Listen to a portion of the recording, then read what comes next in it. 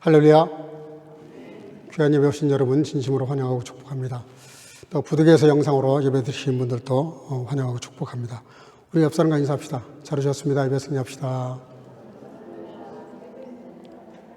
하나님은 영이시니 예배하는 자가 성령과 진리로 예배할지니라 하셨습니다.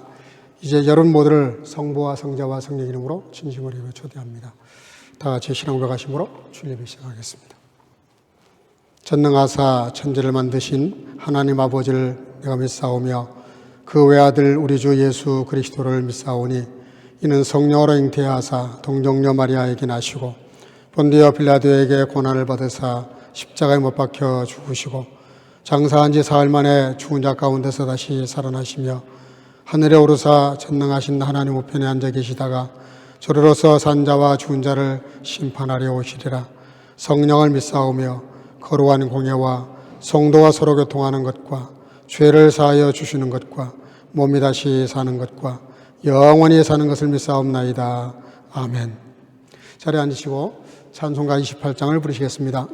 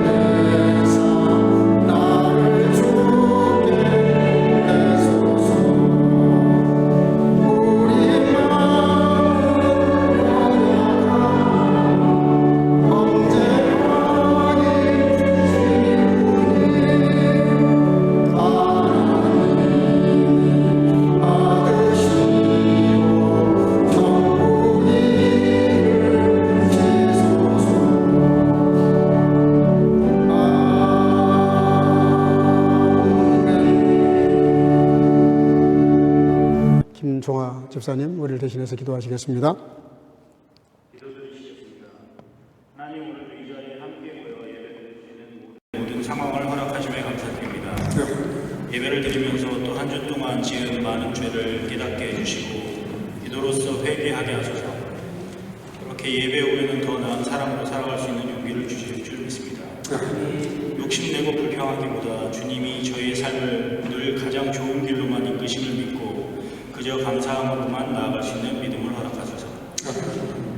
말씀을 전하는 목사님과 함께 하시어 온전히 하나님의 뜻이 저희의 마음 깊숙이 들어오게 하소서. 그 말씀의 힘으로 주님의 뜻을 알게 하시고 또 그렇게 살아갈 수 있게 저희의 일상을 늘 동행해 주실 줄 믿습니다. 몸의 병과 마음의 근심이 있는 모든 성도들에게 위로와 치료로 역사하시고 더 건강하게 행복하게 그리고 더 당당하게 주님의 자녀로서 일을 할 수 있게 해주소서. 오늘의 예배가 습관처럼 지나가지 않게 하시고 새로운 예배가 될 수 있도록 예배 중에 함께 하시고 모든 한 영혼과 만나주실 줄 믿습니다. 모든 것을 주님께 맡기며 예수님의 이름으로 감사하며 기도드렸습니다. 아멘.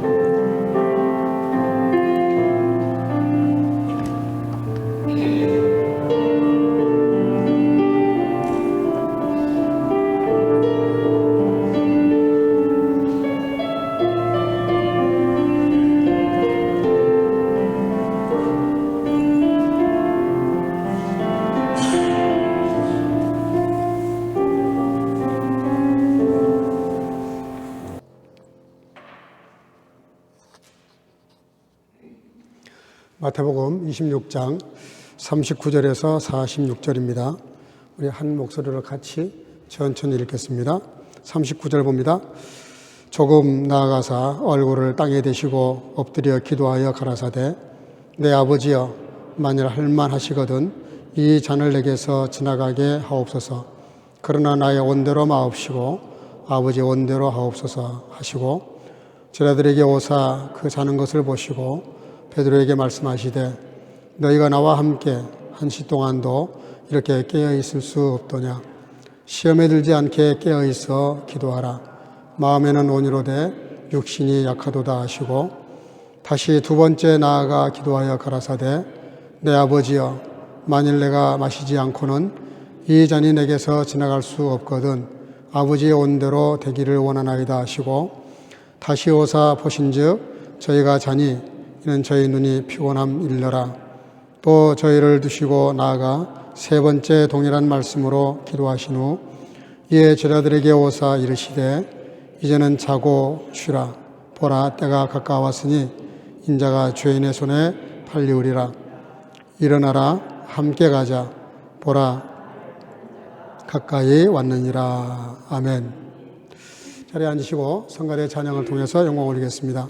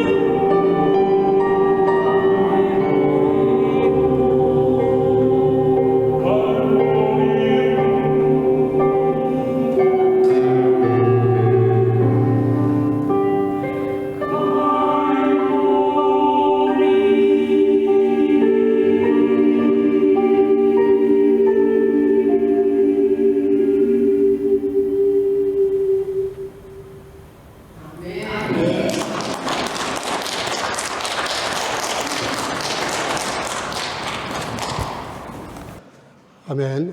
귀한 찬양 감사합니다.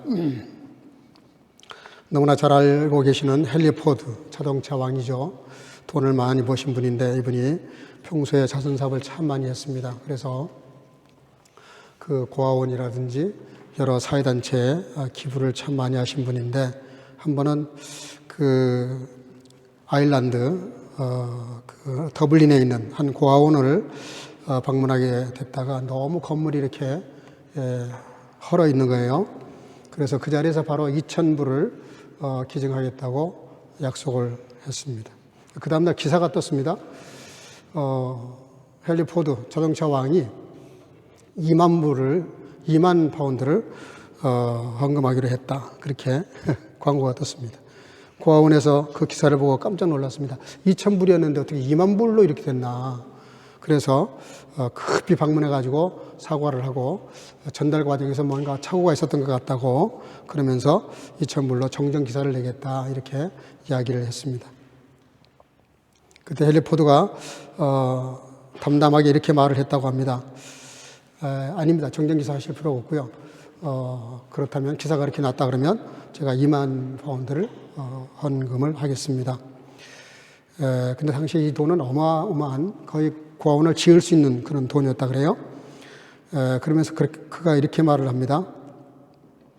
제가 2만 파운드를 하는데 한 가지 제가 그 조건이 있다. 이게 뭡니까? 그랬더니 이게 다 하나님의 뜻이라고 저는 생각한다. 저와 약속은 그렇게 했지만 어떤 과정에서 그런 실수가 되는지는 몰라도 하나님께서 섭리하신 거 아니겠는가. 그래서 조건이 하나 있는데 그것은 건물을 다 짓고 난 다음에 이렇게 꼭 그 기부 명단에 써달라고 부탁을 합니다. 그게 뭐냐면 이 건물은 헨리 포드가 아닌 하나님의 뜻에 의해서 세워졌습니다. 그렇게 만약에 글을 새긴다면 그렇게 하나 새겨줬으면 좋겠다. 그렇게 이야기를 했다고 합니다. 참 대단한 신앙이죠. 자기 생각은 2,000파운드인데 누군가의 실수에 의해서 2만 파운드가 됐지만 그걸 하나님의 뜻으로 이해하고 받아들이겠다는 거예요. 그게 쉽지 않습니다, 여러분들. 자기가 생각했던 건 2,000파운드인데 10배가 넘는 2만 파운드로 그것도 누군가의 실수에 의해서 이렇게 된 건데 그걸 하나님의 뜻으로 내가 이해하겠다. 정말 대단한 신앙이죠. 그리스도로 산다는 말은 그런 의미를 가지고 있습니다. 늘 내 생각이 있어요. 내 생각. 내가 생각하는 꿈, 비전, 또 일하는 방식, 또 여러 가지 많은 생각들 그런 것들이 있는데 그리스도인이 되는 순간부터 우리는 한 가지 이렇게 작심을 해야 됩니다. 그 내 것을 내려놓겠다는 거예요. 내 것을 내려놓고 주님이 원하시는 뜻, 하나님이 원하시는 뜻이 뭔지 거기에 맞춰서 살겠다 하고 이제 따라가는 분들이 그리스도인이거든요. 예수님께서 우리가 잘 아시는 대로 33년을 사셨는데 30년은 사생활을 하셨고 3년 공생애를 지내시는데 그 일생을 이렇게 가만히 요약해 보면 늘 기도하셨어요. 쉬실 때도 기도하셨고 일하실 때도 기도하셨고 오병이어 7병이어 나사로 무덤 앞에서 혹은 또 공생애 시작하시면서 40주야를 줄이시면서 또 십자가 지기 위해서 겟세마네 동산 오늘 본문이지만요. 또 십자가상 마지막 기도도 마지막 순간도 기도로 이렇게 마무리하셨습니다. 기도로 시작하셔서 기도로 진행하시다가 기도로 마무리하셨다. 그래도 과언이 아니죠. 근데 예수님께서 특별히 요한복음 17장에 가서 보면은 여러 가지 기도를 많이 하시지만 자신을 위한 기도, 제자들을 위한 기도, 저와 여러분들을 위한 기도를 하셨어요. 인류 구원에 대해서 아주 크게 큼직한 그런 기도를 하셨습니다. 자신을 위한 기도는 다른 게 아니에요. 나를 통해서 내가 영광받는 것이 아니라 내가 영광받는 일을 하더라도 그 영광이 하나님께 돌아가기를 원합니다. 포커스를 하나님께 늘 맞췄어요. 그리고 온 인류가 구원받기를 위해서. 그리고 제자들과 저와 여러분들에 대해서는 요한복음 17장 6절인데요. 한번 읽어볼까요? 다 같이 시작. 저희는 아버지의 것이었는데 내게 주셨으며 저희는 아버지의 말씀을 지키었나이다. 하나 더 읽어가요. 17장 11절 하반절 다 같이 아버지의 이름으로 죄를 보존하사 우리와 같이 저희도 하나 되게 하옵소서. 26절 하나 더. 내가 아버지의 이름을 저에게 알게 하였고 또 알게 하리니 이는 나를 사랑하신 사랑이 저희 안에 있고 나도 저희 안에 있게 하려 함이니이다. 크게 세 가지를 기도하세요. 우리 모두가 다 아버지의 것이라는 거예요. 저와 여러분들은 하나님 아버지의 것입니다. 내 것이 아니라니까요. 우리는 보통 내 것이라고 생각을 하는데 내 자식도 내 자식이 아니에요. 사실은 하나님의 것입니다. 그래서 더 두렵고 조심스럽게 다뤄야 되고 많은 배려가 필요해요. 그러면서 우리가 그렇게 하나님에게 속한 존재니까 얼마나 귀한 존재인가. 그래서 우리에게 뭘 말씀하시냐면 그런 하나님의 존재가 하나님께 소속된 존재가 됐으니까 좀 한 마음이 됐으면 좋겠다. 하나가 되게 해달라고 기도하시고 그리고 우리 속에 하나님의 사랑이 좀 이렇게 드러났으면 좋겠다. 그런 기도를 하셨습니다. 여러분들 예수님께서 십자가를 눈앞에 두시고 지금 자신이 겪어야 될 이 일도 너무 어마어마하고 너무 기도가 지금 정말 고통스러운 시간이에요. 자신의 지금 당장 내일 며칠 안에 십자가 못 박혀야 되는 그런 상황인데 저와 여러분들을 위해서 이렇게 기도를 하신 거예요. 그러니까 예수님께서 하신 기도를 다른 걸 많이 이렇게 생각해 볼 수 있지만 오늘은 겟세마네 기도에 대해서 조금 집중적으로 생각해 보려고 그러는데 겟세마네라는 말이 히브리어로 카트라는 말과 슈마님이라는 말 두 단어가 이렇게 합쳐진 겁니다. 그게 뭐냐면요.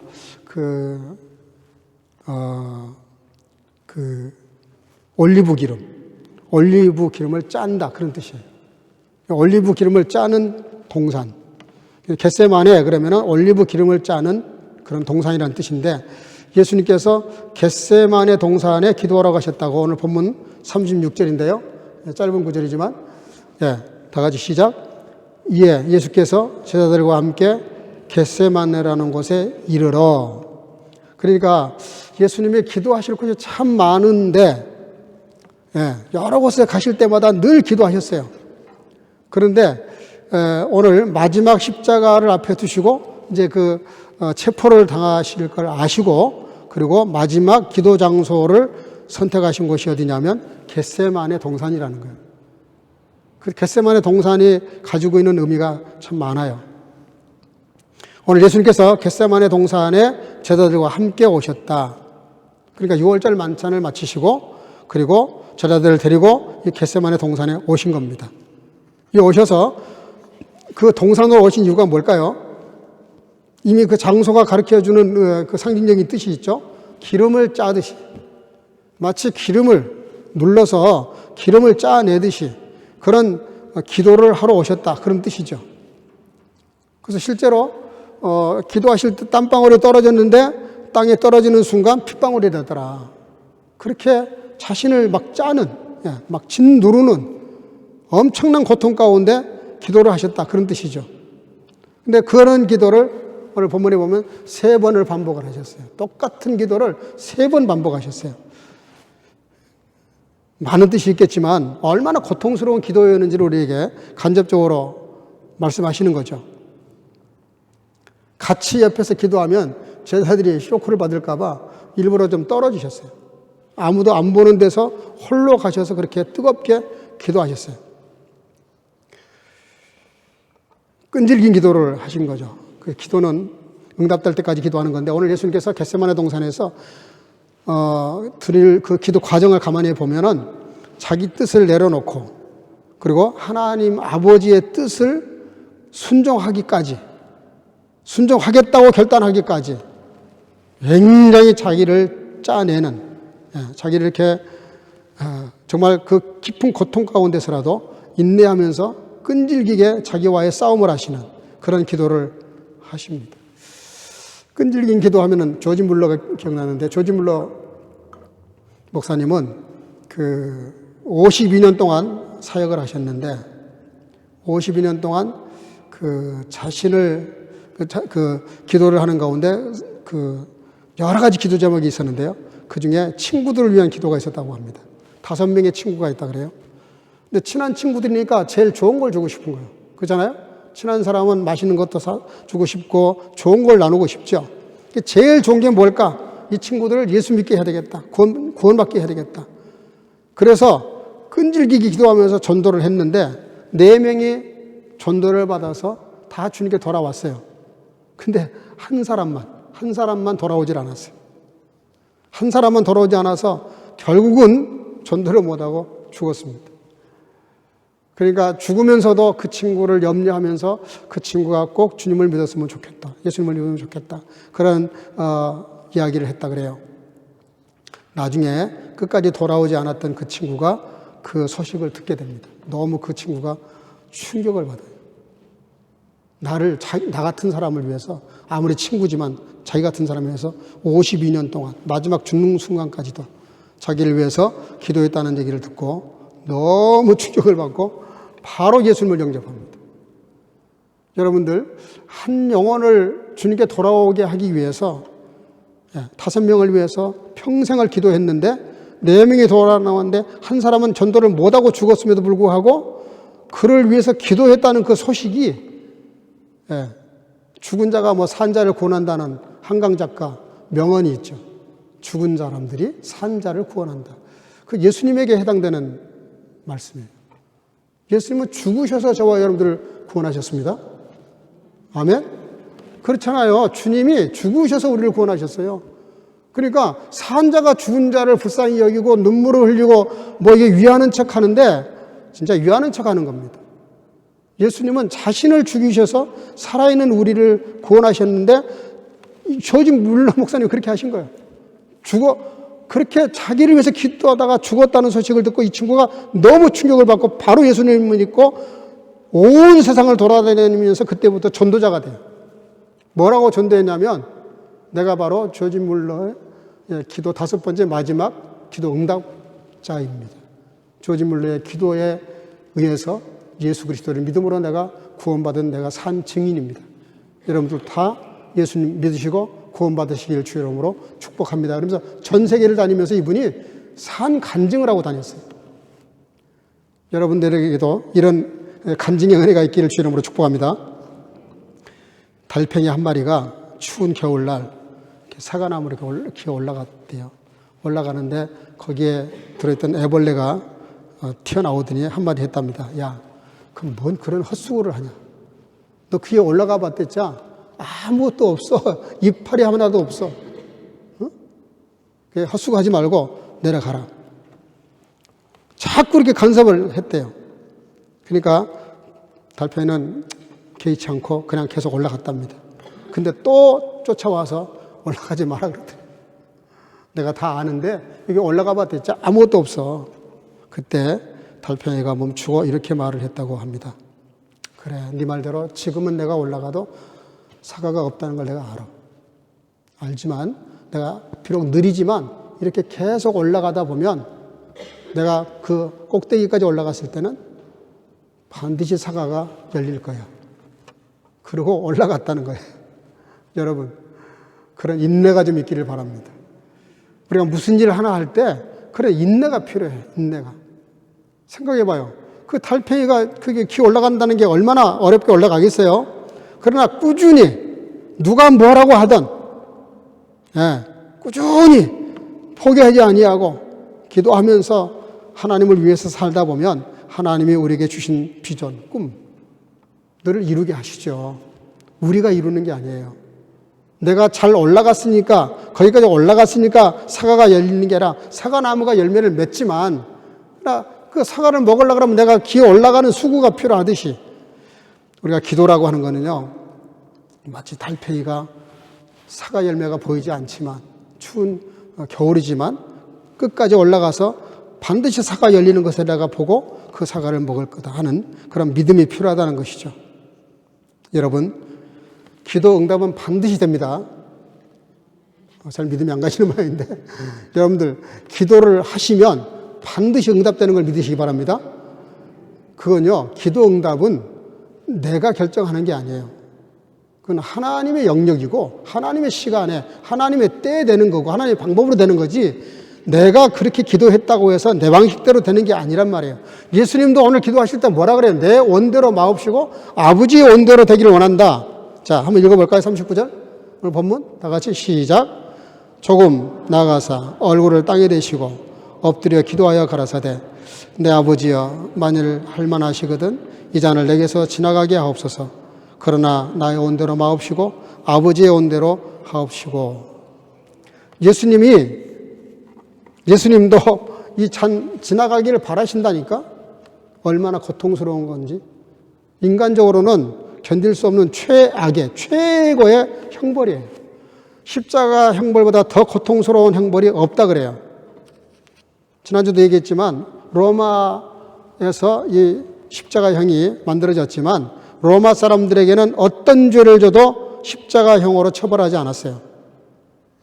그만큼 고통스럽고 수치스럽고 절대로 지고 싶지 않는, 죽어도 하필이면 왜 내가 십자가 못 박혀, 최악이에요. 최악. 그만큼 고통스러운 거고 수치스러운 거예요. 근데 예수님께서 얼굴을 땅에 묻으시고 무릎 사이에 묻으시고 뭐라고 기도하셨냐면 이 잔, 곧 고난의 잔, 이걸 지나가게 하옵소서. 얼마나 고통스러우면 그런 말씀을 하셨겠어요. 그러나 아버지의 뜻대로 되기를 원하나이다. 여러분, 다 우리가 삶의 방식이 있고요, 또 목표가 있고 하고자 하는 일들이 있어요. 그럴 때 우리가 늘 정말 고민하면서 갈등하면서 혹은 또 고통스러워하면서도 싸워야 될 일이 있습니다. 내 뜻이 이루어지지 않으니까 뜻을 이루기 위해서 그런 고통이 아니고요, 내가 어떤 대가를 치르더라도 나를 포기시키고 하나님의 뜻, 아버지의 뜻, 그 뜻대로 내가 순종하기 위해서 나를 깎는, 나를 죽이는, 나를 제거하는, 나를 도려내는 그런 은혜가 있기를 주 이름으로 축복합니다. 그렇지 않으면 여러분들 큰 업적을 이루었다, 큰 성공을 이루었다, 물론 인간적으로는 의미가 있겠지만 하나님 앞에서는 별 의미가 없습니다. 마태복음 7장 21절에 보면 아버지의 뜻대로 행하는 자라야 천국에 들어갈 수 있다 그러죠. 천국 들어가는 것도 아버지 뜻대로 해야 되는 거지 내 멋대로 해서는 안 된다는 거예요. 그래서 예수님의 기도는, 두 번째 기도는 뭐냐면, 첫 번째는 아버지의 뜻이고요, 두 번째는 뭐냐면 따라합시다. 순종. 그래서 나의 온대로 마옵시고 아버지의 온대로 되기를 원하나이다. 목적도 좋아야 되지만, 뜻도 좋아야 되지만 태도도 좋아야 돼요. 이걸 어떻게 내가 아버지의 뜻을 그대로 이룰 것인가? 그건 순종입니다. 자기를 포기하고 순종하는 거예요. 비슷한 상황이 오래전에 있었죠. 아브라함. 100세에 낳은 아들 이삭. 얼마나 귀하겠어요. 제가 어제 그제 2박 3일 동안 잠깐 쾰른에 갔다 왔습니다. 코스텐이 뭐니 한다 그러면서 그 손자가 낳았지만 제대로 제가 이렇게 안아보지를 못했는데 2박 3일 동안 쾰른에 가서 집사람하고 그 손자를 제가 이렇게 품에 이렇게 한번 안아봤어요. 너무 이쁘고 좋더라고. 네, 너무 귀해요. 너무 볼수록 귀하고 그 사진 한번 보여줬으면 좋겠는데 내가 그 사진을 못 보내주는데, 그 어린애가, 사실 그 아이가 지금도 뱃속에, 엄마 뱃속에 있어야 돼요. 요번 주중에 이제 날짜가, 요번 주중에 애정 날짜인데 2달 빨리 나왔어. 뭐 할아버지 보고 싶어서 나왔는지는 모르겠지만 아이가 빨리 나왔어요. 근데 이렇게 안고 있는데 그 어린애가 눈을 나고 이렇게 눈을 맞춰요. 너무 그 눈을 맞추는데 막 가슴이 뭉클해지는 거예요. 저는 그 손자가 이쁘다는 걸 다른 할아버지들 너무 이렇게 이럴 때 너무 호들갑 떠신다 나 이랬거든요. 근데 왜 그러는지를 제가 이번에 몸소 체험을 했어요. 너무 이쁜 거예요. 근데 그렇게 이쁜 아이를, 그것도 이제 한참 무르익어서 청소년, 정말 얼마나 예쁘고 좋았겠어요. 근데 그 아들을 모리아산에 갖다 바치라잖아요. 그것도 번제로. 번제가 얼마나 잔인한 사람을 죽이는 방법인지 아세요? 다 각을 떠야 돼요. 창자를 다 끄집어내야 돼요. 불살라버리고. 이 번제는 그냥 진짜 그 재물을 불태우는 겁니다. 그게 번제예요. 정말 잔인하게 죽이는 건데, 그거를 지금 100세에 낳은 아들을 약속의 언약에 의해서 난 것도 그것도 난 건데, 그걸 바치라 그러잖아요. 그 순종할 수 있겠어요? 근데 저는 정말 지금도 의문이 들어요. 어떻게 아브라함이 그걸 순종할 수 있었을까? 그 100세에 낳은 아들, 그 이삭을, 태워 엄마, 아빠, 저 뒤에, 그 아이 바칠 수 있겠어요? 고개 절레절레 하시네. 당연히 그렇죠.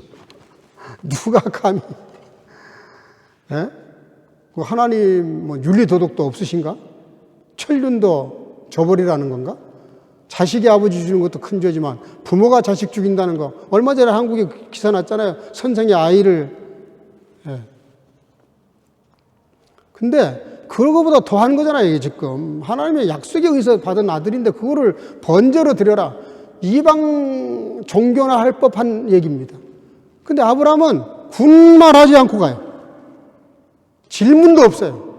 불평은 고사하고 질문조차도 없어요. 왜 이런 무모하고 이런 말도 안 되는 명령을 내리십니까? 이런 게 없어요. 그래서 신앙생활에 성패가 어디서 갈리느냐? 순종하냐, 불순종하냐? 하나님의 말씀이라면 순종할 수 있기를 주 이름으로 축복합니다. 축복합니다. 순종하셔야 됩니다. 그래야 우리가 신앙을 바로 세워갈 수 있어요. 칼 루이스가 이런 말을 했어요. 하늘나라를 목표로 삼으면 이 땅의 모든 좋은 것도 덤으로 받지만 땅을 선택하면 모든 걸 잃는다. 굉장히 의미 있는 얘기예요. 여러분들이 인간적으로 생각하면 이렇게 해서 될까? 됩니다. 말씀대로 하시면 돼요. 안 돼도 주님의 뜻이고요. 예수님 기도는 세 번째는 죄인을 위한 중보 기도를 하셨어요. 누가복음 23장 34절 한번 읽어볼까요? 아버지여, 다 같이 시작. 아버지여, 저희를 사하여 주옵소서. 자기가 하는 일을 알지 못하나이다. 이게 중요해요. 우리는 상대방이 꼭 알아줘야 돼. 알아줘야 돼. 상대방이 알아줘야 우리가 뭔가 이렇게 움직여지. 근데 많은 사람들이 예수님을 십자가 못 박는데 못 박는 게 도대체 뭘 의미하는지를 모르고 못을 받고 있는 거예요, 지금. 가끔 가다가 와, 이 쉬운 걸 왜 모를까? 너무 간단하고 쉬운데 계속 복잡하게 생각을 해요. 여러분, 신앙은 아주 단순합니다. 그래서 어린아이와 같아야 된다는 거예요. 어른들 너무 생각이 많잖아요. 이것저것 다 계산해보고 따져보고 내 의지에 맞아야지, 안 맞으면, 방법도 안 맞으면 다 자기 뜻대로 하려고 그러지 아버지 뜻대로 하려는 사람 별로 없어요. 여러분, 예수님이 기도하신 그 기도 내용에서 자기가 하는 일을 알지 못한다. 여러분들 답답할 때가 있어요. 내가 하고자 하는 일이 있는데 상대방이 절대 나를 이해를 못해. 그래도 믿는 사람들은 그때도 그렇게 기도하셔야 됩니다. 모르니까 끝, 이게 아니에요. 어떻게 해서라도 알려줘야 되는 거예요. 예수님은 자기를 죽이셔서 알리셨어요. 아니, 살아계실 때 아무도 이해 못했어요. 예수님은 실패자다. 비참하게 죽으셨다. 근데 이게 온 인류를 구원할 사건인 줄 누가 알았겠어요? 성경을 평생 공부했던 서기관, 장로, 제사장들도 몰랐어요. 그 많은 성경을 알고도, 읽고도, 만들고도 몰랐다니까? 여러분들, 참 진리는 이런 깊은 의미가 있어요. 그리고 네 번째 보니까 본문 37절 하반절에서 38절 상반절인데요. 같이 한번 읽어보겠습니다. 시작. 고민하고 슬퍼하사 이에 말씀하시되 내 마음이 매우 고민하여 죽게 되었으니 너희는 여기 머물러 나와 함께 깨어있으라 하시고. 아멘. 여기 내 마음이 심히 고민하여 죽게 되었으니 독일어에는 이렇게 번역을 했어요. Meine Seele ist betrübt bis an den Tod.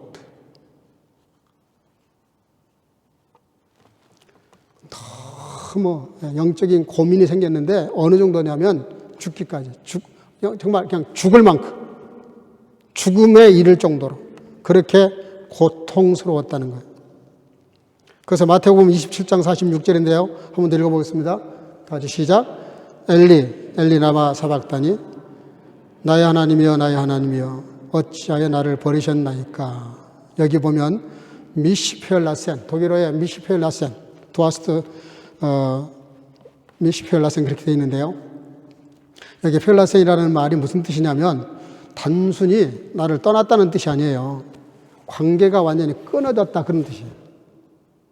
관계가 끝나버린 거예요.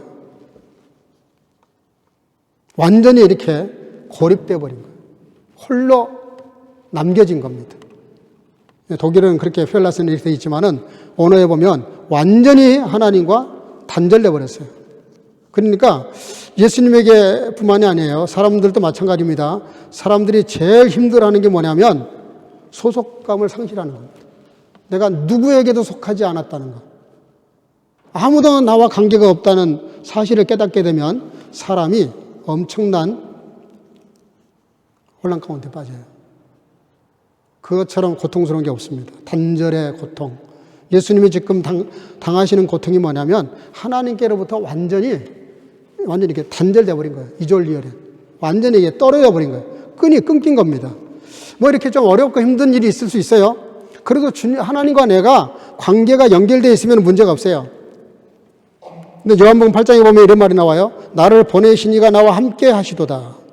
내가 항상 그의 기뻐하시는 일을 행함으로 나를 혼자 두지 아니하셨도다. 예수님은 하나님이시기 때문에 성부, 성자, 성령 한 분이세요. 그러면서도 세 분이지만, 그래서 세 분이가 각각 떨어져 있을 것 같지만 하나예요, 하나. 근데 성부, 성자, 성령인데 성부, 성령은 같이 계시는데 성자는 떨어져 나간 거예요. 그게 뭐예요? 십자가 죽음이죠. 십자가의 죽음이 하나님과의 관계 단절을 의미합니다. 그래서 심히 고민하고 고통스러워하셨다. 이게 뭔 뜻이냐면요. 저와 여러분들이 하나님과 나 사이에 죄가 들어오면서 아담 하와 이후로 우리에게 죄가 들어오면서 하나님과 우리가 관계가 끊어졌어요. 이 관계가 끊어졌는데 이 관계를 다시 이렇게 연결해 주시려고 예수님이 대신 하나님과 나 사이에 끊겨진 그 역할을 하신 겁니다. 그게 십자가 사건이에요. 아멘? 여러분들 십자가 사건을 간단히 생각하면 안 돼요. 정말 고통스럽게 생각해야 되는 거예요. 정말 마음으로 그걸 느껴야 되는 거예요. 그러니까 하나님과 나 사이가 끊겨서 원수가 됐는데 이 원수 같은 하나님과 나 사이에 주님이 그 역할을 하시고 저와 여러분들을 이렇게 연결시켜 주셨다니까? 이게 얼마나 감사해요, 여러분들. 그 은혜에 감사해서 우리가 예배를 드리는 겁니다.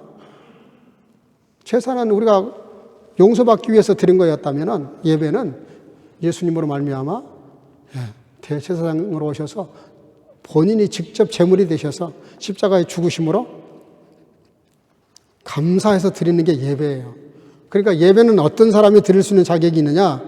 정말 하나님께서 아들 예수 그리스도를 통해서 끊어진 관계를 맺어주기 위해서 예수님이 끊기시고 우리가 관계가 회복된 것을 깨달은 사람들이 살아있는 예배를 드릴 수 있는 거죠.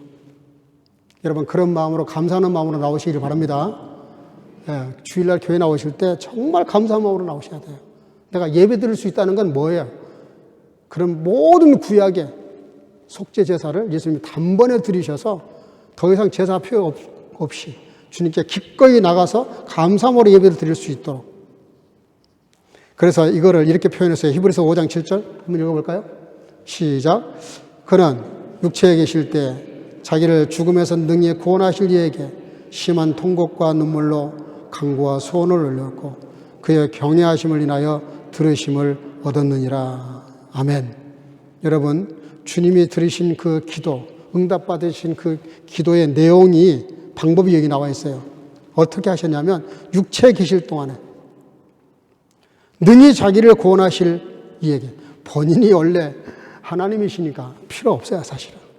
그런데도 불구하고 기도를 들으실 분이 기도를 들으셨는데 심한 통곡, 눈물, 간구, 소원, 그리고 경외를 통해서 응답받으셨다는 거예요. 근데 그 응답의 내용이 뭐죠?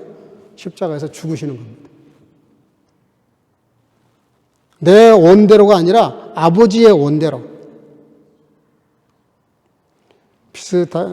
차원은 다르지만 비슷하게 기도한 사람이 있었죠.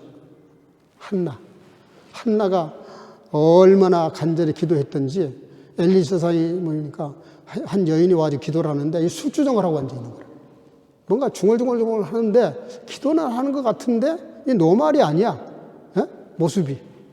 그러니까 뭐라 그래요? 여인이여 술을 끊으라. 무슨 술 처 마시고 성전에 와서 술주정을 하느냐. 그렇게 비난을 할 정도였어요. 그때 그 한나가 뭐라 그래요? 그런 말씀 하지 마세요. 저는 지금 하나님과 내 심정이 통하고 있는 중입니다. 심장과 심장이 만나는 기도. 여러분들 그런 기도가 있기를 주 이름으로 축복합니다. 이왕에 기도하려면 그렇게 하세요. 기도하면서 건성으로. 그저 사람 만나가지고 무슨 대화할 때도 마찬가지예요. 눈도 안 맞추고 뭐 핸디를 봐가면서 딴청 부려가면서 그러면서 대화하려고 그래봐요. 상대방이 기분 나빠서 일어나고 싶어요. 안 그래요? 그리고 더더군다나 예배 드릴 땐 더 그렇습니다. 정말 주님께 집중해야 되는 거예요. 정말 주님께 집중하고 말씀 하나하나를 사람의 말로 받으면 안 돼요. 데살로니가 교회가 그 짧은 기간에 개척된 교회임에도 불구하고 소아시아의 소문난 믿음에 대해서 할 말이 없는 소망에 대해서는 더 쓸 말이 없는 사랑에 대해서는 아무것도 내가 더 이상 언급하고 할 게 없다 할 정도로 그렇게 된 이유가 뭐예요? 하나님 말씀을 사람의 말로 받지 않고 하나님 말씀으로 들었다는 거예요. 아주 맛집으로 유명한 빵집이 하나 있었답니다.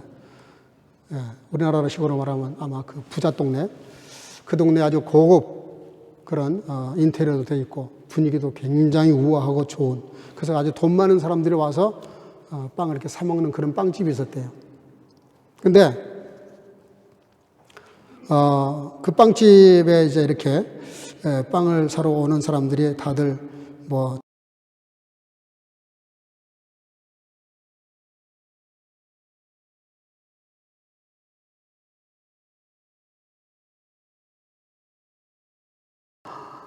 이 점원이 이걸 팔아야 되나 말아야 될지, 왜냐하면 너무 안 어울리는 사람이 온 거예요.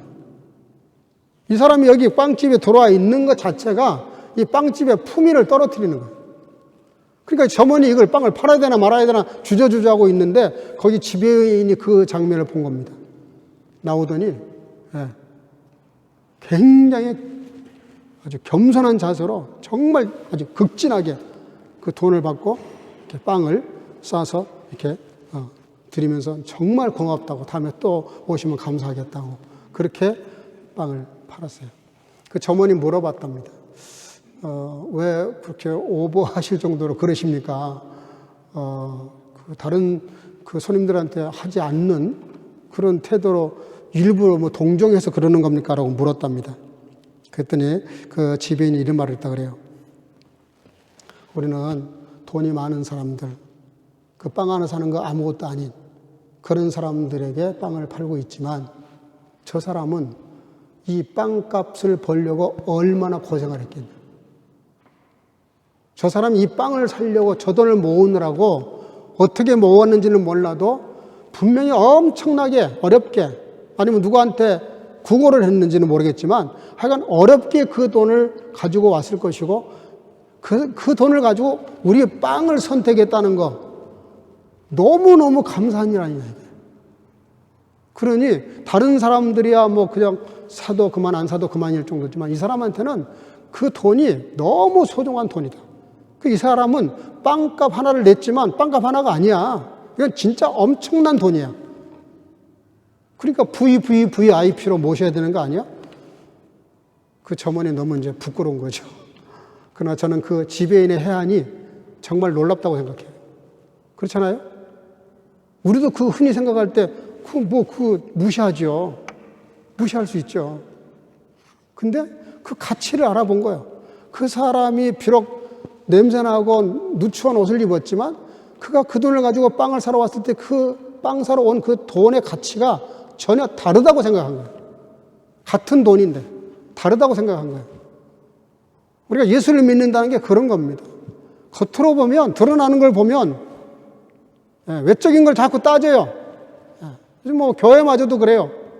얼마나 모이냐, 예산은 얼마냐, 건물은 어떤데, 누구 것, 이런 거 따져요. 물론 다 그것도 중요해요. 그렇게 쉽게 되는 게 아니니까. 그렇지만 기본적으로 우리가 가치를 추구할 때 무슨 가치를 추구해야 되냐면은 겉에 드러나는 거 말고 정말 내면이 가지고 있는 가치. 그게 중요한 거 아니에요? 우리가 사람을 대할 때도 마찬가지예요. 야고보서에 나오잖아요. 옷을 잘 입고 이렇게 뭔가 이렇게 있어 보이는 사람들은 앞으로 모시고 그저 별 볼 일 없이 보이면은 안 왔으면 좋겠고 그렇게 하면 안 된다는 거예요. 신앙생활을. 우리는 너무 신앙생활을 폼 잡고 하려고 그래요. 저도 그렇습니다만은 우리가 폼 잡고 멋있게 폼 잡고 근사하게 물론 우리가 최대한으로 그렇게 해야 됩니다. 그렇지만 어떤 가치를 평가할 때 그런 외형적인 것 때문에 휘둘려서는 안 된다는 거예요. 예수님이 십자가에서 못 박혀 달려 돌아가실 때 아무도 그걸 가치 있게 본 사람이 없어요. 아무도. 저희들도 마찬가지고 오늘 예수를 제대로 믿는 사람도 마찬가지예요. 그래서 오늘 예수님께서 하신 기도를 보면 40절 41절인데 한번 읽어보겠습니다. 시작.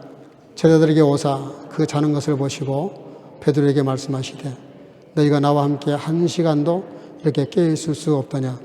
시험에 들지 않게 깨어 기도하라. 제자들은 한 시간 동안도 예수님과 더불어 깨어서 기도하지를 못했습니다. 여러분, 다른 건 모르겠어요. 좀 친목을 한다든지 아니면 어떤 맛있게 밥을 먹으러 간다든지 다 그런 건 어쩔 수 없지만 여러분들 예수님이 기도하는 그 시간, 그 고통스럽게 기도하는 그 시간, 비록 기도 시간이지만 실제로는 십자가를 지고 있는 그 기도의 시간, 그거를 제자들은 전혀 눈치채지를 못했어요. 그리고 전혀 외면을 해요. 다 쿨쿨 잠을 자고 있는 거예요. 12제자 중에서 8제자 놔두고 한 제자는 갔고 그리고 세 제자조차도 예수님의 그 기도의 시간에 합류하지를 못합니다. 근데요, 이 기도가 어떤 기도냐면 바로 깨어있는 기도였어요. 깨어있는 기도. 따라합시다. 깨어있는 기도. 깨어있는 기도. 여러분들 기도를 하는데 조는 기도가 있고요. 잠자는 기도가 있고요. 깨어있는 기도가 있고 똑같아요. 신앙도 마찬가지. 우리 신앙이 잠들고 나태하고 아무 열정도 없이 지난주 수요일 날 우리 성경 공부할 때 17명이 들어오셨는데 여러분들 내 개인의 신앙과 우리 모두의 신앙과 또 형제 지체들에게 끼치는 좋은 영향을 예배에 좋은 영향을 끼치는 게 뭐냐면요. 다른 것보다도 예배에 동참하는 겁니다. 예배. 물론 바쁜 거 다 알아요. 다 바빠요. 안 바쁜 사람이 아무도 없어요. 렌트너 하트 카이네 차이트. 더 시간 없어요. 렌트너 됐다고 시간 많은 거 아니에요. 여러분들 많이 바쁘지만 우리 교회 예배 공식 예배 시간은 딱 3가지밖에 없어요. 주일 예배, 수요 성경 공부, 금요 기도회. 세 번밖에 없어요. 그 3번조차도 우리가 동참을 못하면 언제 우리가 주 안에서 하나가 돼서 같은 영이 되어서 같은 영적 수준을 가지고 같이 공동의 목표를 향해서 갈 수 있겠어요? 저와 여러분들 정도 되면 거의 예수님의 제자급인데요. 그렇잖아요. 예수님의 제자들은 3년 짧은 시간이었어요. 비록 예수님이 직접 차고 다니셨지만 3년 짧은 시간이었어요. 지금까지 신앙생활 한 연수를 따지면 성경에 대한 상식이나 교양이나 내용적으로 따지면 거의 제자급들이에요. 여러분들, 예수님께서 이렇게 이 십자가를 짊어질 수 있는 성공하는, 승리하는 기도할 수 있었던 것이 어디서 왔냐면요. 따라합시다. 습관적인 기도. 습관적인 기도. 죄송한데 용서하고 들으세요. 우리는 습관적으로 빠져요. 기도 안 해요. 너무 빠지는 게 익숙해요. 예배 한 시간 들어오는 것보다 안 하는 게 훨씬 익숙해요.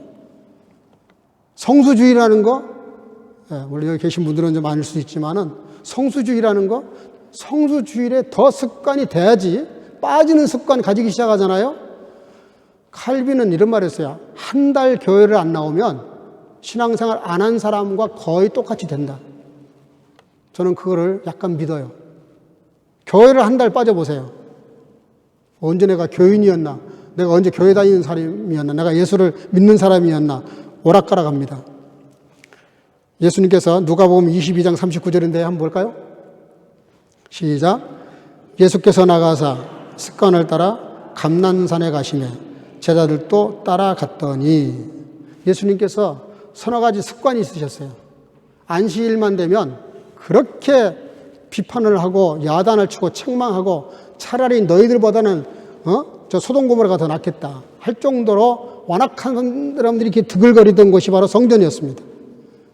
외식하고 그렇게 했던 사람들인데, 거기 그 성전을 안식일 날만 되면 한 번도 빠지지 않고 가셨어요. 뭐 우리 이런 핑계 저런 핑계 대 뭐 교회가 은혜가 있니 없니 뭐 많이 모이니 안 모이니 뭐 누가 난 시험을 들게 하느니 마느니, 여러분 우리가 주님께 나와 예배드리는데 그런 거는 이유가 되면 안 되는 겁니다. 그게 무슨 이유가 돼요? 나를 위해서 죽으신 예수님 앞에 나와 감사해서 예배를 드리는 건데, 그 예배에 나오면서 그런저런 이유 붙여가지고 교회 안 나오는 거는 두 번, 세 번 미안한 거예요. 만사를 제끼고 예수님은 항상 안식일에 성전에 가셨어요. 가셔서 뭐 하셨어요? 책을 펴시고 두루마리를 펴시고 말씀을 읽으셨어요. 거기 보면 습관이라는 말이 따라 전에 하던 습관대로 규례대로, 그리고 감난산에 매일 기도하러 가셨어요. 매일. 그리고 평일에는 뭐예요? 갈릴리 호숫가에서 전도하셨어요. 그게 습관이었어요. 서살보로 네든까지 간다는데, 그렇게 여러분 습관이 무서운 겁니다. 역사 가운데 유명한 습관에 관한 얘기가 있더라고요. 윈스턴 처칠 그리고 아돌프 히틀러, 아주 대표적인 이 습관 때문에 역사를 바꿔버린 사람들이에요. 그 중에 특별히 히틀러, 이 양반은요 밤늦게까지 새벽까지 뭐를 하는지는 몰라. 밤잠이 없으니까는 그렇게 하고 새벽에 이제 잠이 들어. 항상 오전 11시에 깨는 거예요. 근데 그 전에 누가 깼다. 아주 불같은 경로를 하는 거예요. 막 난리가 나네. 미친 사람처럼. 감히 아무도 깨우지를 못해요. 근데 히틀러의 그런 버릇 하나 때문에 어떻게 된 줄 아세요? 연합군이 노르망디 상륙작전을 펼쳐요. 그게 새벽 5시였어요. 근데 새벽 6시 반에 독일군이 그걸 감지했어요. 상륙작전을 펴고 있다는 걸. 이걸 지금 보고를 해야 되는데 깰 수가 없는 거예요. 깼다가 무슨 날벼락을 맞을지 모르니까 깨우지를 못해. 11시에 일어나가지고 보고를 했어. 이미 노르망디 상륙작전을 성공해서 교두보를 확보를 해요. 그게 2차 대전이 결정적으로 독일에 패하게 된 결정적인 이유입니다. 잘못된 잠버릇 하나 때문에 히틀러가 불화파를 통일하려고 그러다가, 혼자 독재하려고 그러다가, 뭐 잘 망했고, 그 덕분에 우리가 이렇게 자유세계에 살고 있지만은, 역사의 대사건 중에 하나가 히틀러의 잠버릇. 그 사람들 인터넷 쳐봐요. 그거 떠 있어요. 여러분들, 예배 드리는 좋은 습관 가지시기를 주님으로 축복합니다. 기도하는 좋은 습관, 말씀을 매일 읽고 묵상하는 습관, 말씀이 그러한가 하여 매일 생각해보는, 다니엘이 그 어마어마한 128도나 되는 그 어마어마한 나라의 총리가 됐는데, 그 정적들이 그걸 제거하려고 우상숭배도 절 안 하면 사자밥에 지금 떨어뜨리는, 그거를 알고도 다니엘서 6장 10절 뭐라 그래요? 다니엘이 이 조서에 왕의 도장이 찍힌 것을 알고도 자기 집에 돌아가서는 윗방에 올라가 예루살렘을 향하는 창문을 열어놓고, 따라합시다. 전에 행하던 대로 맨날 기도했던 거예요. 맨날. 그 기도 습관 때문에 지금 사자밥이 될 판이야. 그런데도 그런데도 기도하는 그 버릇을 버리면 안 돼. 습관을 버리면 큰일 나니까 자기 신앙 하나 지키자고 목숨 걸고 전에 하던 대로 3번씩 무릎 꿇고 하루에 3번씩 무릎 꿇고 정식으로 그 하나님께 기도하고 감사하였더라. 죽을 걸 빤히 알고 감사했다는 거예요. 죽을 걸 빤히 알고 기도했다는 거예요. 우린 기도하면 응답받고 하나님의 축복을 받고 은혜 가운데 살 수 있는 걸 알고도 기도 안 하잖아요. 이거 했다가 망하는 건데 베드로가 기도 안 하고 맨날 졸고 큰 소리나 뻥뻥 치는 그 버르장머리 때문에 베드로전서 4장 7절에 한번 볼까요? 다 같이. 베드로전서 4장 7절 다 같이 시작. 만물의 마지막에 가까웠으니 그러므로 너희는 정신을 차리고 근신하여 기도하라. 아멘. 다 같이 아멘. 여러분 말씀 읽으면 아멘을 이렇게 하다 마셔야 돼요. 예? 만물이 마지막에 가까웠으니 그러므로 너희는 좀 정신 차리고 근신해서 기도해라. 왜? 자기가 기도 안 했다가 예수님한테 망신살이 했잖아요. 모른다고 3번이나 부인했잖아요. 결론이 뭐냐? 본문 46절인데요. 읽어보겠습니다. 시작. 일어나라. 함께 가자. 거기까지만. 예. 나를 파는 자가 가까이 왔음에도 불구하고 예수님은 따라합시다. 일어나라. 일어나라. 함께 가자. 여러분들, 우리 선교 가족들 예배하는 자리에 함께 갈 수 있기를 주의 이름으로 축복합니다.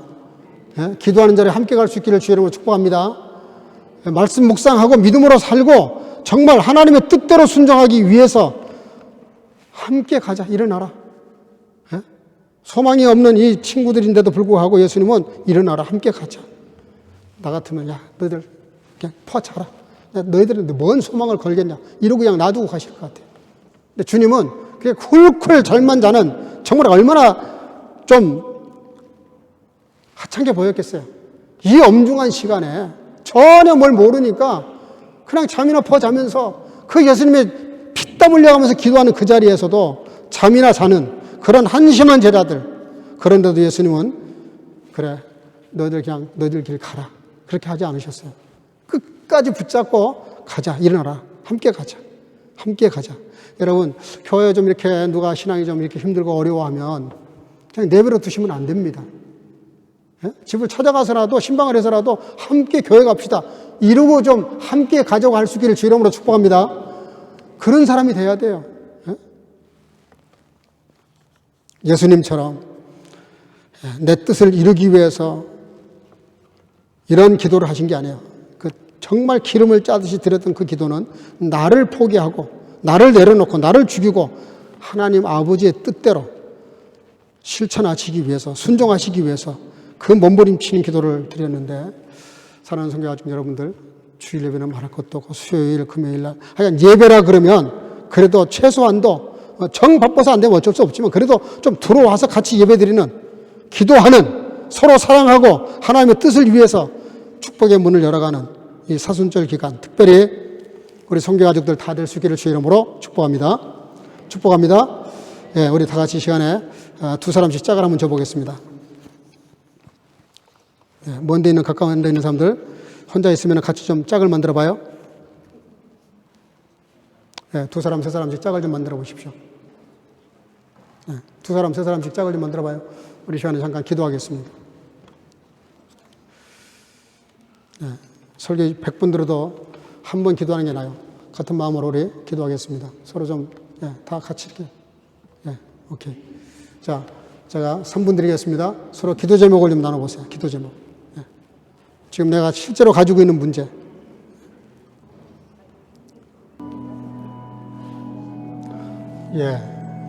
기도 제목 다 나누셨으면 우리 상대방의 이름을 불러가면서 정말 간절한 마음으로 오늘 예수님 기도하는 모습을 우리가 배웠는데 뜨거운 마음으로 간절히 한번 서로 중보하는 기도를 하겠습니다. 내 기도 내가 하는 것보다 지체가 같이 기도할 때 응답이 더 빠르고 하나님이 귀하게 보십니다. 그것도 기도 속에 하나님의 사랑이 있기 때문에 더 귀한 것입니다. 우리 이 시간에 뜨거운 마음으로 통성으로 다 같이 간절한 마음으로 2, 3분 동안 기도하겠습니다. 다 같이 기도하겠습니다.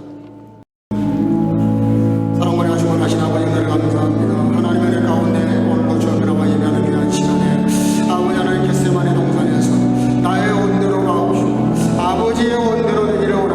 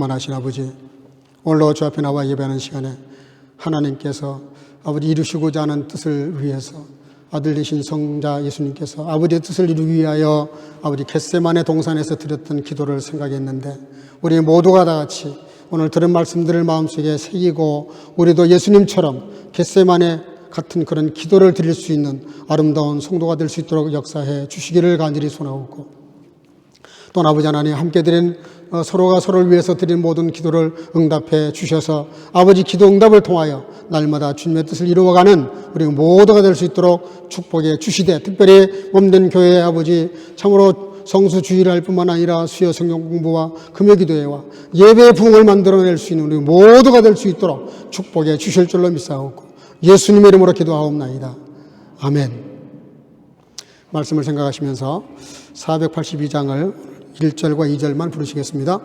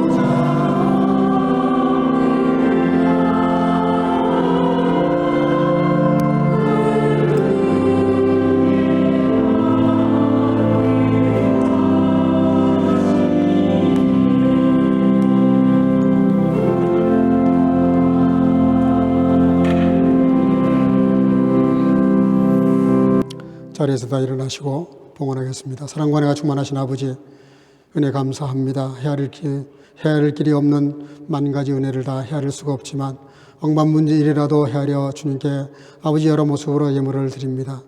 한 주일에 한 날은 주님의 날이고 열의 하나는 내 것이라고 말씀하신 아버지 하나님, 오늘로 그 주의 말씀을 따라 아버지 하나님 열의 하나 드리는 모든 성도들 축복하셔서 그렇지 않은 삶보다 더 차고 넘친 생을 살아갈 뿐만 아니라 아버지 모든 세상의 잘못된 것들을 막아주시고 더욱 주님 중심으로 사는 가운데 물질의 복도 받아서 스스로 부여할 뿐만 아니라 많은 사람들을 넉넉하게 만들어 주고도 축복된 삶을 살아가도록 축복하시고, 또 감사가 신앙의 끝이라고 하셨는데 감사는 주의 자녀들 그 헤아리는 마음을 주께서 받으시고 더 좋은 곳으로 갚아주시기로 원하옵고, 구제와 선교를 위해 예물을 드리는 성도들 함께 하셔서 아버지 하나님 영원 구원을 위해서 예물을 드리는 성도들의 마음을 받으시고 하늘의 별처럼 빛나는 복으로 채우시기를 원하옵고, 또 온라인으로 또 여러 모습으로 예물을 드리는 성도들 축복해 주시기를 원하옵고, 아버지 하나님 같은 복을 허락해 주시며 또한 어린 생명들을 축복해 주셔서 날마다 주님과 동행하며 승리의 삶을 살아가도록 함께 하시고, 주령금을 드리는 모든 성도들 이 한 주간도 주님과 동행하며 승리케 하옵소서.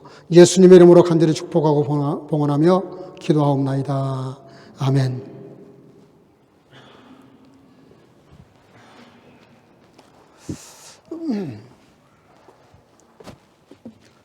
안내 말씀을 좀 드리겠습니다. 오늘 뭐 이렇게 단축 마라톤, 할부 마라톤이 갑자기 있어서 지금도 아마 진행되고 있는 것 같습니다. 또 오늘 이렇게 보니까 결석이 지난주보다 훨씬 많이 빠지셨는데 마라톤 때문인지 또 출장 가신 분들은 몇 분 계시고요. 또 이렇게 그 몸이 좋지 않아서 못 오시는 분들 몇 가정 있어도 연락이 왔는데 서로 좀 돌아보시기를 바랍니다. 예배 후에는 우리 봉사부에서 준비한 간식 나누시기를 바라고요. 특별히 청장년부는 지난번에 했던 것처럼 그 서세훈 집사님 인도를 받으셔서 그 청장년부 셀그룹을 모여주시기를 바랍니다. 이번 주일이죠. 이번 주 토요일입니다. 오는 주 토요일 날 그 12일입니다. 오전 11시에 교회 바로 이 교회당 앞에서 모이겠습니다. 그 명의 채취하러 가는데 어린아이까지 18명이 신청을 하셨네요. 아무도 빠지 마시고 다 나오시길 바랍니다.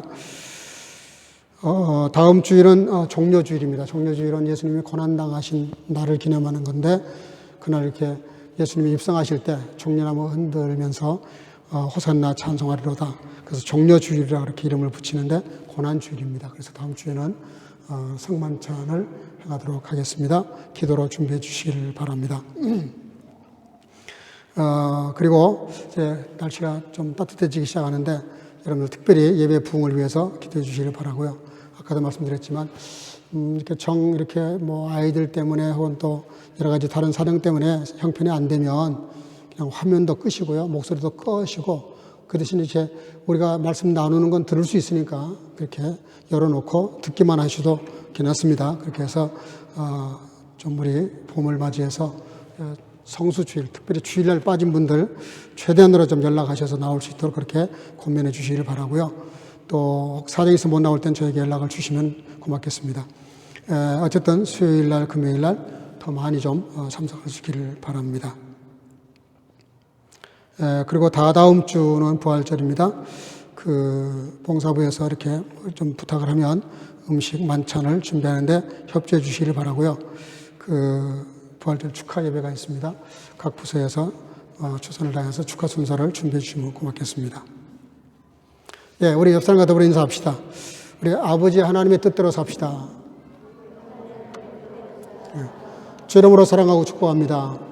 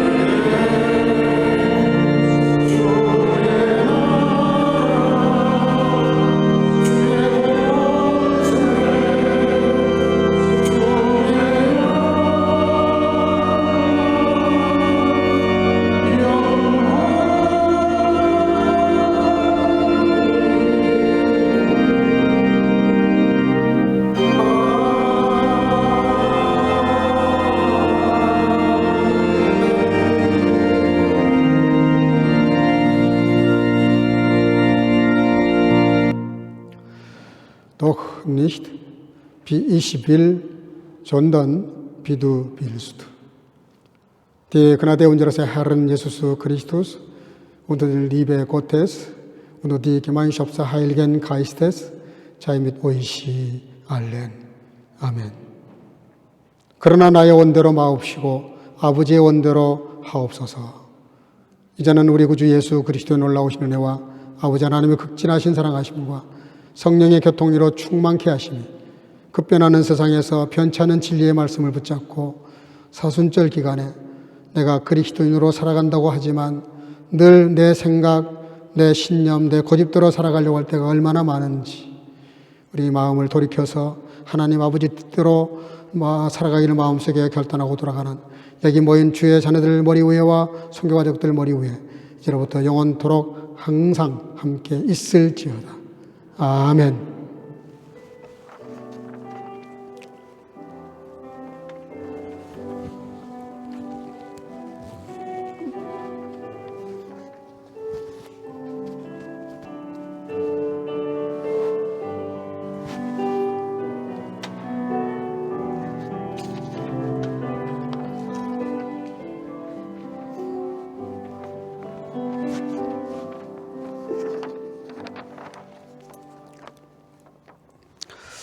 예, 잠깐 앉으시고요.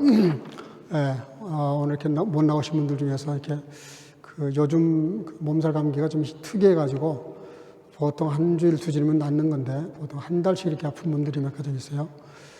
특별히 여러분들 감기 조심하시기를 바랍니다. 지난 주간에 박보령 집사님, 최은진 자매님, 최은진입니다. 최은진 자매님 생일 맞이했습니다. 우리 은진 자매는 오늘 또 알바가 있어서 못 나온다고 연락이 왔네요. 예, 우리 축하하도록 하겠습니다.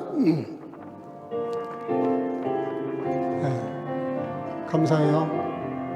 감사해요. 당신을 보내시 당신을 통해 일하시는 하나님 사랑해요. 당신의 있는 모습 그대로 축복해요. 당신이 걷는 길